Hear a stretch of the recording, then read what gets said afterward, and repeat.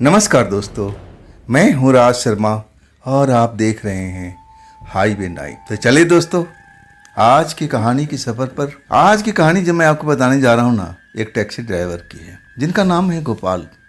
खुद की टैक्सी नहीं, नौकरी करते थे ड्राइवरी का। उत्तराखंड की बात है ये, 2006 की। गोपाल जो थे ना, पहाड़ी एरिया में टैक्सी चलाने का अच्छा अनुभव था और उनका मालिक उन पर विश्वास भी करते थे। गोपाल रोज की तरह अपने सवारी को लेकर के निकल पड़े, लेकिन जब रास्ते में एक अजीब सी घटना उनका इंतजार करती है। आखिर गोपाल के साथ वो अजीब सी घटना क्या हुई थी, चलिए जानने की कोशिश करते हैं गोपाल के ही पॉइंट ऑफ व्यू से।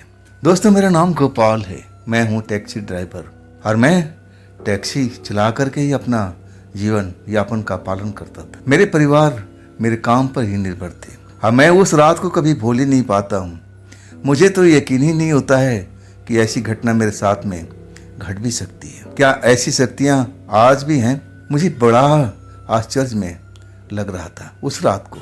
मैं अपनी सवारी छोड़ करके अपने जाने पहचाने रास्ते से गुजर रहा था और रात काफ़ी हो चुकी थी। रात का 11 बज चुका था और मैं जल्द से जल्द अपने मालिक के घर पर टैक्सी खड़ा करके आराम करने अब जाने वाला था। आज का मेरा काम पूरा हो चुका था और मुझे नींद भी लग रही थी और मैं जल्द से जल्द अपना घर पहुंचना भी चाहता था। लेकिन अभी मुझे करीब करीब 1 घंटे के सफ़र और करनी थी और तब जा कर के मैं अपने मालिकों के घर टैक्सी खड़ा कर सकता था। और इसी बीच वो हादसा मेरे साथ में शुरू हो चुका था। पहले तो मुझे टैक्सी में कड़र कड़र की आवाज़ आनी शुरू हो गई। मैं थोड़ा परेशान हो गया कि आखिर मेरी नई टैक्सी है, मालिकों ने नई निकाली हुई है, नई टैक्सी में आवाज़ ये कैसी आने लगी। मैं टैक्सी रोकता हूँ और वो जो इलाका था ना, जंगल झाड़ियों का था और शुक्र था कि आसमान में चांद निकला हुआ था। मैं टैक्सी से उतरता हूँ और सारा पहिया देखता हूँ कि कोई पहिया पंचर तो नहीं हो गया, कोई हवा कम तो नहीं है। आखिर रगड़ने की आवाज़ कहाँ से आ रही? कटर कटर कटर कटर ऐसी आवाज़ आनी शुरू हो गई थी। जब मैं पूरा निश्चित हो जाता हूँ कि ना सब कुछ तो सही है और तब मैं अपने टैक्सी पर सवार होता हूँ और फिर मैं बैठता हूँ ना तो आगे की तरफ चलने लगता हूँ। लेकिन वो रास्ता मुझे और कहीं लेके जा रहा था। जब मुझे वो लगने लगा कि अरे मैं तो गलत रास्ते पा गया हूँ, मुझे तो अब ये रास्ता ही गलत लग रहा था। ऐसे ऐसे अब जंगल झाड़ दिखाई दे रहे थे जो उस रोड पर थे ही नहीं। ये कैसे हो गया? क्या मैं गलती से रास्ता बदल लिया था? मैं परेशान हो गया था। मैं अपने कार को रोकता हूँ, टैक्सी को रोकता हूँ और बाहर निकल जाता हूँ। आसमान में चांद अभी भी चमक रहा है। मैं आसपास देखने लगता हूँ, लेकिन मैं एरिया को समझ नहीं पाता हूँ, जबकि मैं उन जगह पर काफ़ी सालों से टैक्सी चला रहा था। ये जगह मेरे लिए, ये रोड बिल्कुल अनजाना सा दिख रहा था। मैं परेशान हो जाता हूँ, लगता है कि मेरे से गलती हो गई है, मुझे वापस चलना चाहिए। मैं अपने टैक्सी में सवार होता हूँ और फिर टैक्सी मोड़ता हूँ और फिर उसी रास्ते पर वापस हो जाता हूँ। अब सबसे ज़्यादा असर मुझे जब होती है कि वो जिस रास्ते से मैं आया था वो रास्ता अब पतला होता जा रहा है, जबकि ऐसा नहीं था। वो रास्ता अच्छा खासा था और सही भी था, लेकिन अब जैसे लग रहा था कि हम जंगल के अंदर में जा रहे हैं, वो रास्ता हमें जंगल के अंदर पहुंचाने वाला है। मैं डर जाता हूँ, अरे ये कैसे हो रहा है? मैं कौन सी जगह पर आ गया हूँ भाई? ये ऐसा जगह तो था नहीं। अभी तो मैं इसी रास्ते से लौटा हूँ और तब तक तो ये रास्ता बिल्कुल सही था। मैं और परेशान हो जाता हूँ कि आखिर मेरे साथ में ये हो क्या रहा है, मैं कौन सी जगह पर आ गया हूँ। अभी तक मुझे ज़रा भी संदेह नहीं हुआ कि मैं किसी भूत प्रेत के इलाके में आ चुका हूँ और वहाँ पर मेरे साथ में कुछ ऐसी घटनाएं घट रही है, भूल भुलैया टाइप की। बहुत ही भूल भुलैया टाइप का वो जगह मुझे लग रहा था। मैं फिर टैक्सी मोड़ता हूँ और जब मैं वापसी चलता हूँ कि नहीं, चलो वही रास्ता सही है, कहीं ना कहीं और मेन रोड पर जुड़ा होगा, लंबा सफ़र होगा तो क्या हुआ, हम इस जगह से तो निकल जाएंगे। मैं जब चलता हूँ ना तब सबसे बड़ा आश्चर्य होता है कि वो रास्ता आगे जाके बंद मिलता है और उसके आगे एक पुरानी हवेली अब खड़ी नज़र आती है। मैं सोच में डूब जाता हूँ। टैक्सी रोक करके सर पकड़ लेता हूँ, अरे ये मैं कहाँ आ गया? ऐसा इलाका मैंने पहली बार अब देख रहा था। मुझे अपने आंखों पर यकीन नहीं हो रहा था कि मैं ऐसी कौन सी जगह पर आ गया हूँ। अभी तक मैं डरा नहीं था, ना ऐसे मेरे साथ में कोई घटना घटी थी। लेकिन जब पुरानी हवेली देखता हूँ ना, तो मैं सोच में पड़ जाता हूँ कि ये हवेली इस जगह पर तो होना ही नहीं चाहिए। इस आस पास में तो ऐसी कोई हवेली थी नहीं। ये तो रोड था, आसपास में जंगल थे, लेकिन हवेली कहाँ से आ गई? ये हवेली रास्ता रोक कैसे लिया है? मैं अब सोच पड़ गया कि मैं कहीं भटक तो नहीं गया हूँ। मैं ज़रूर भटक गया हूँ। मैं अपने आप को समझाने की कोशिश करता हूँ कि चलो, जब हवेली दिख रही है तो इसमें इंसान भी होंगे। मैं उतर जाता हूँ। हवेली बिल्कुल पास में है, गेट खुला हुआ है। देखने में बड़ी सी हवेली नज़र आती है और उसमें रोशनी भी है। जहाँ रोशनी है तो इंसान भी होंगे। यही समझ कर के मैं जब दरवाजे पर पहुँचता हूँ तो पूरा एरिया मुझे सुनसान दिखाई देता है। जैसे लगता है कि वह उस बड़ी सी हवेली में कोई रहता ही नहीं है। मैं आवाज़ देता हूँ कि कोई है इस हवेली में, कोई मुझे रास्ता बता दे, मैं भटक गया हूँ। कोई आवाज़ सुनाई नहीं देती है। अचानक मैं सोचता हूँ कि चलो थोड़ा अंदर चलते हैं, शायद मेरी आवाज़ अंदर तक पहुँची नहीं है। और मैं अंदर चला आता हूँ। जब मैं हवेली का मेन गेट पर पहुँचता हूँ, पहला गेट तो मैं पार कर चुका था, वो बाहर वाला गेट था। और जब मैं हवेली के मेन गेट पर आता हूँ तो मैं देखता हूँ कि वो भी दरवाज़ा खुला हुआ है। अंदर रोशनी दिखाई पड़ रही है, लेकिन कोई ऐसा कुछ दिख नहीं रहा कि जो मैं कोई इंसान ऐसा कुछ दिख नहीं रहा है कि मैं जिससे पूछ सकूं कि भाई मुझे रास्ता बता दो। मैं आवाज़ लगाता रहता हूं कि कोई है भाई जो मुझे रास्ता बता दे, मैं रास्ता भटक गया हूं। मैं एक टैक्सी ड्राइवर हूं और मैं अनजाने में इस जगह पर आ गया हूं। मुझे अब सोच नहीं रहा कि मुझे जाना कहाँ है। कोई तो मेरी मदद करो, देखो रात का वक्त है। और तब एक आवाज़ सुनाई पड़ती है। आवाज़ एक जैसे औरत की हो, जैसे वो बुजुर्ग हो। आवाज़ खांस खांस करके सुनाई पड़ती है। कौन है दरवाजे पर? मैं आ नहीं सकती, तुम अंदर आ जाओ, जो बात करना है मेरे सामने में करो। आवाज़ लड़खड़ाती हुई आती है। तब मैं समझ जाता हूँ कि शायद कोई बुजुर्ग है, औरत है, परेशान है, बीमार है, मुझे ही जाना चाहिए। हाँ, मैं उस हवेली में दाखिल हो जाता हूँ। दरवाज़ा तब तक खुला रहता है। और जब मैं दाखिल होता हूँ ना, जिधर से आवाज़ आ रही थी उस औरत की, अब मैं उधर ही चल पड़ता हूँ। और तब मुझे बहुत सारे कमरे दिखाई देते हैं। अधिकांश कमरा सब बंद पड़े हुए थे। एक कमरा में रोशनी नज़र आ रहा था और उसी में शायद आवाज़ आई हुई थी। मैं उस दरवाजे पर आ जाता हूँ और फिर अपनी कही हुई बात फिर से दोहराता हूँ कि देखिए, मैं एक टैक्सी ड्राइवर हूँ और मैं रास्ता भटक गया हूँ। मुझे कुछ सूझ नहीं रहा है कि मैं जाऊँ तो कहाँ जाऊँ। क्या आप मुझे रास्ता बता सकती हैं कि मैं कौन सी जगह पर हूँ और मुझे किधर जाना चाहिए? तब वो खांसती आवाज़ आती है कि हाँ, मैं जानती हूँ, तुम अंदर आ जाओ। और तब मैं अंदर जाता हूँ। जब अंदर में जाता हूँ तो देखता हूँ एक पलंग अब वहाँ पर बिछा हुआ है। पलंग पर सफ़ेद चादर सब बिछा हुआ है और उस पर एक बुजुर्ग औरत लेटी हुई है, वो भी सफ़ेद चादर ओढ़ करके। बड़ी बड़ी आंखें उसको मुझे घूर रही है। बस मुझे उसकी चेहरा और आंखें दिखाई देती है, और आंखें भी कुछ ज़्यादा ही बड़ी थी, ज़रूरत से ज़्यादा। और उसके चेहरे पर झुर्रियाँ साफ साफ नज़र आ रही थी, जैसे उसकी उम्र 100 साल से पार हो चुका है। मैं उस औरत के पास पहुंचता हूँ कि अम्मा, देखिए, मैं आपको परेशान तो नहीं करना चाहता, लेकिन मैं मजबूर हूँ। मैं एक मुसाफिर हूँ, ड्राइवर हूँ, रास्ता भटक गया हूँ। आप मुझे बता सकती हैं कि मैं अब कैसे अपने शहर पहुँचूँ? मैं उसके आगे मिन्नत करता हूँ। तब वो कहती है खांसते हुए, भर्राई आवाज़ में और रुक रुक करके, कि हाँ, मैं बता सकती हूँ, लेकिन मैं बाहर नहीं जा सकती। मैं अपने बिटिया को बुलाती हूँ और वो तुम्हें रास्ता दिखा देगी, लेकिन बदले में वो कुछ न कुछ मांगती ज़रूर है, नटखट है। अगर तुम्हारे पास में कुछ है तो उसको तुम दे करके रास्ता पूछ सकते हो। मेरे पास में ऐसे कुछ चीज़ नहीं था। मैं तो समझा था कि छोटी बच्ची होगी, कुछ मिठाई वगैरह, कुछ चॉकलेट वगैरह मांगती होगी। मैं कहने लगा कि अम्मा, मेरे पास में ऐसी कोई चीज़ नहीं है जो मैं आपकी बिटिया को दे सकूं।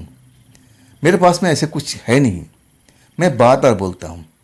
तब वो कहती है कि जो कुछ तुम्हारे पास में है दे देना, उसका मन बहल जाएगा और तुम्हें वो रास्ता दिखा देगी।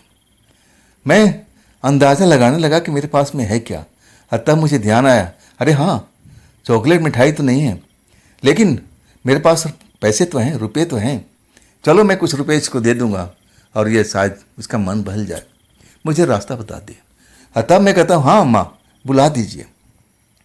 वो जोर से आवाज़ लगाती है, अटकती हुई, और फिर एक खरखराती हुई आवाज़ और सुनाई पड़ती है।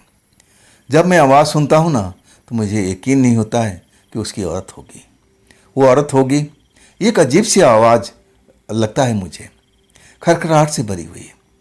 ऐसे नहीं लगता है कि कोई अब बच्ची होगी या कोई जवान लेडी होगी, ऐसी आवाज़ सुनाई नहीं पड़ता है। और तभी वो जो मैं देखता हूँ ना, तो मैं देखता ही रह जाता हूँ। देखता हूँ कि एक सुंदर सी कमसीन सी लड़की 20-22 साल की उम्र की, वो भी सफ़ेद कपड़ा पहने हुए अब उसी दरवाजे पर खड़ी हुई है और मेरी तरफ घूर रही है। उसकी भी आंखें वैसी ही बड़ी बड़ी बड़ी दिखाई दे रही थी। वो आंखें ज़रूरत से ज़्यादा बड़ी थी। मैं ऐसी आंखें कभी देखा नहीं था।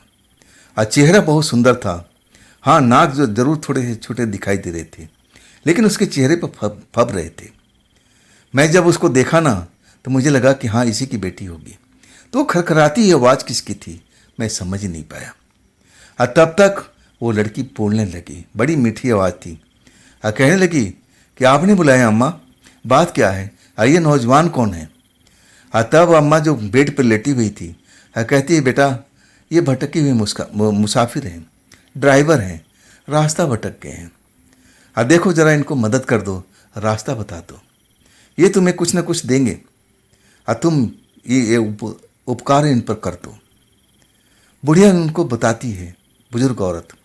और लड़की कहती है कि हाँ हाँ, क्यों नहीं, आओ मेरे साथ में। अब वो लड़की आगे, मैं उसके पीछे। अब मुझे अब वो रास्ता भी नज़र नहीं आ रहा था जिस रास्ते से मैं अंदर आया था। लग रहा था कि वहाँ की भी भौगोलिक स्थिति चेंज हो गई है। जैसे लग रहा था कि हवेली घूम गई है।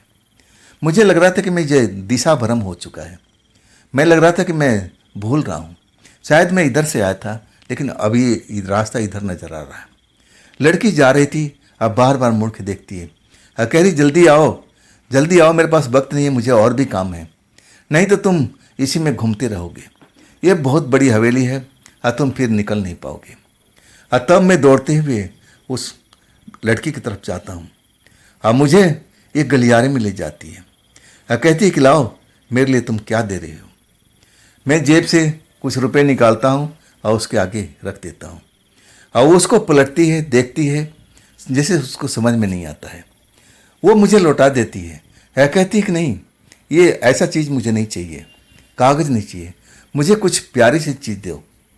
मुझे अब समझ में नहीं आ रहा कि मैं अब उसको दूं क्या, मेरे पास में ऐसी कोई चीज़ तो है नहीं। मैं कहता हूँ कि इसके अलावा मेरे पास में ऐसी कोई चीज़ नहीं है। हाँ, तब मुझे घूरने लगती है और कहती है कि फिर तो अपने आप रास्ता देख लो, मैं तुम्हें बाहर नहीं निकाल सकती और तुम यहीं पर भटकते रहोगे, जैसे मुझे धमका रही हो, मेरे साथ अब ऐसे ही खेल खेल रही है। और वो देखते ही देखते मेरे नज़रों से अब गायब हो चुकी थी। किधर गई मैं तो देख ही नहीं पाया। इतनी जल्दी कैसे गायब हो गई, मुझे कुछ भी समझ नहीं आ रहा। मैं निराश होकर के फिर वापस लौटने लगता हूँ कि चलो उस बूढ़ी औरत से कहता हूँ कि वो मेरी मदद ज़रूर करेगी, कोई ना कोई ऐसा रास्ता दिखाएगी कि मैं अपने शहर पहुँच जाऊँगा। लेकिन मैं तो हवेली के अंदर फंसा हुआ था।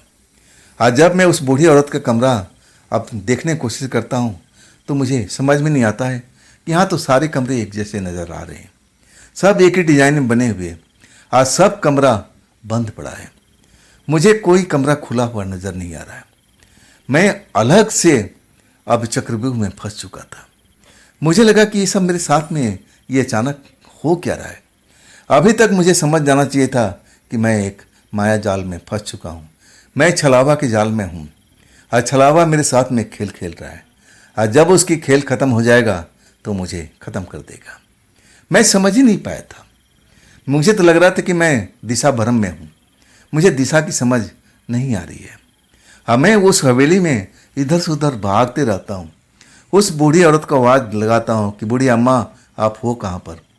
आप ज़रा आवाज़ कीजिए, तब मैं आपके पास पहुँचूँ। और बाहर का रास्ता भी देखना चाहता हूँ, लेकिन रास्ता मुझे नज़र ही नहीं आता है। और तब एक खिलखिलाती हुई हंसी सुनाई पड़ती है। और तब मैं देखता हूँ कि वो लड़की अचानक एक जगह पर खड़ी हुई, अब मुझे बड़ी बड़ी आंखों से घूरती हुई कह रही है, अब तुम इस जगह से निकल नहीं पाओगे। जब तक मेरे लिए कोई ऐसा चीज़ नहीं दोगे, और तब तक ऐसी जगह पर निकल नहीं पाओगे। और तब मैं उससे प्रार्थना करता हूँ कि आप मुझे इस हवेली से कम बाहर निकाल दीजिए, रास्ता बता दीजिए, मैं बाहर निकल सकूँ। मेरे पास में ऐसा कुछ नहीं कि मैं आपको दे पाऊँ। और तब वह मुस्कुरा के कहती है कि तुम्हारे पास तो बहुत कुछ है, तुम देना ही नहीं चाहते हो।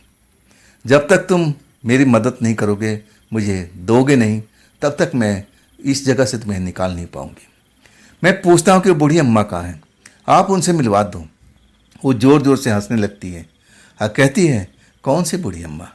यहाँ बहुत सारे बूढ़ी अम्मा हैं, किनसे मिलना चाहती हो? मैं अब बड़ा डर चुका था। मुझे अभी भी यकीन नहीं था कि मैं ऐसे जैसे कोई बुरे सपने होता है, अब वैसे बुरे सपने में फंस चुका हूँ। मैं निकलूँ कैसे? आखिर इसका डिमांड क्या है? और तब मैं उससे पूछता हूँ कि आपका चाहत क्या है, क्या चाहती हैं? और तब वो सीधा उंगली मेरी तरफ उठाती है और कहती है कि तुम मेरी चाहत हो, तुम मेरे पास में आओ, मुझसे प्यार करो, मुझसे दोस्ती करो, मुझसे बहुत सारी बात करो। और जब मेरा दिल भर जाएगा, मैं तुम्हें बाहर निकाल दूंगी और तुम्हें बाहर का रास्ता भी दिखा दूंगी। तुम आराम से अपने शहर में पहुंच सकते हो। अगर बोलो तो मंजूर है तो मैं रुकती हूँ, नहीं तो मैं जाती हूँ, मेरे पास और भी काम है। मैं उस लड़की की डिमांड सुन करके हिल चुका था। मुझे अभी भी आभास नहीं था कि मैं कैसे चक्रव्यूह में फंसा हुआ। ये कौन सी हवेली है भाई? ये हवेली में ऐसा क्या हो रहा था? ये लड़की इतनी खूबसूरत थी, ये आखिर ऐसा ये डिमांड क्यों रख रही है? मैं इतना खूबसूरत तो नहीं हूँ, साधारण सा देखने वाला इंसान हूँ। मुझ में सोने का पर तो नहीं लगे हैं। आखिर ये मुझसे दोस्ती क्यों चाहती है? मैं कहता कि नहीं, ये सब गलत है, मैं आपसे दोस्ती नहीं कर सकता है। आप बड़े खूबसूरत हो और बड़े घर की हो, आप में मेरे में मेल नहीं हो सकता है।